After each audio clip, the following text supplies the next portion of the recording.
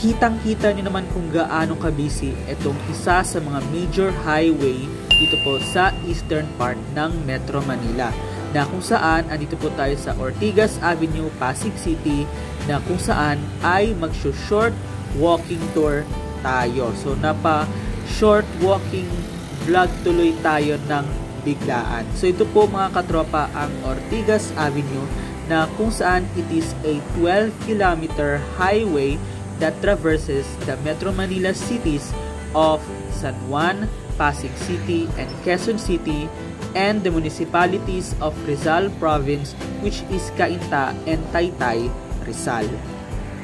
And also mga katropa, along Ortigas Avenue is makikita nyo itong mga nagtataasan at matatayog na mga skyscrapers ng Ortigas Center, isa sa mga major financial hub dito sa Metro Manila. So kitang-kita nyo kung gaano kataas at kaganda ang mga skyscrapers ng Ortigas Center kapag napadaan kayo dito po sa may highway ng Ortigas Avenue. Plus makikita nyo itong headquarters ng Meralco, isa sa mga pinakamalaking utility company sa Pilipinas. And syempre mga katropa, ay kapag dumaan kayo sa Ortigas Avenue, para na ring nasa Manila na rin, considering na madadaanan nyo talaga itong mga matatayog at magagandang skyscrapers. Mostly mga condominiums, office building, hotel, and even mga residential areas. So mostly mga office building po yung mga skyscrapers na yan along Ortigas Avenue. Plus, kapag napadaan kayo sa Ortigas Avenue, lalong-lalo na kung gumagamit kayo ng bike, bike-friendly din itong highway na ito.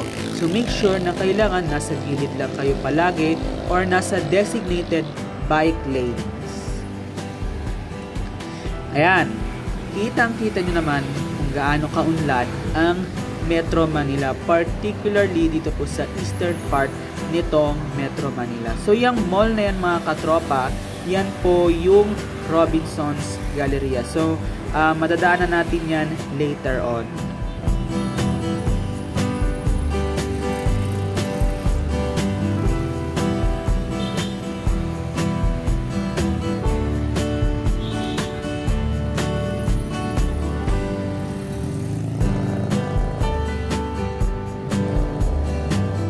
At ito na nga ang Robinson's Galleria, isa sa mga major shopping malls dito po sa Metro Manila.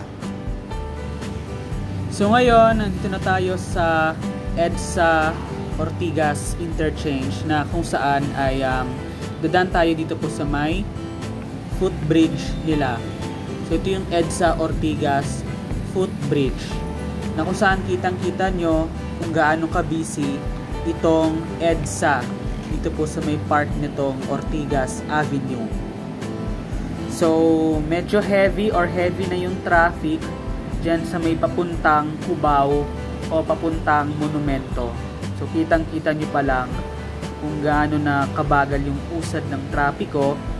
Plus may kita nyo itong view ng EDSA Shrine, isa sa mga historic places dito po sa Metro Manila. So ito pong EDSA Shrine mga katropa, or officially as National Shrine of Mary, Queen of Peace. So ito yung isa sa mga major church dito po sa Metro Manila, na kung saan ito yung nadadaanan along dito po sa may EDSA kapag dumaan kayo sa may part nitong Ortigas Avenue. Plus itong EDSA Ortigas Interchange, na kung saan it was built in 1991 during the term of former President Corazon Aquino. So yan yung EDSA Ortigas Interchange, plus itong EDSA Shrine and itong overlooking view ng EDSA.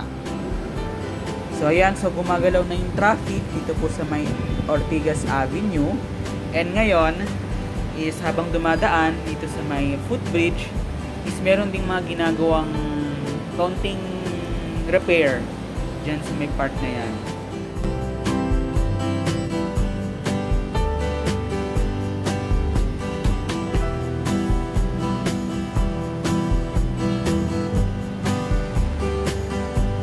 Plus, syempre, kailangan make sure na mag-iingat kayo kapag dumadaan kayo dito sa EDSA na kung saan gaya ng takbo ng MRT, yung nakikita nyo yan mga katropa, yan yung MRT na kung saan kung gaano tumatakbo ang MRT, ganun din ang takbo ng progreso kapag tayo ay nagsa-sightseeing tour update o short walking tour tayo sa ating mga vlogs or upcoming vlogs.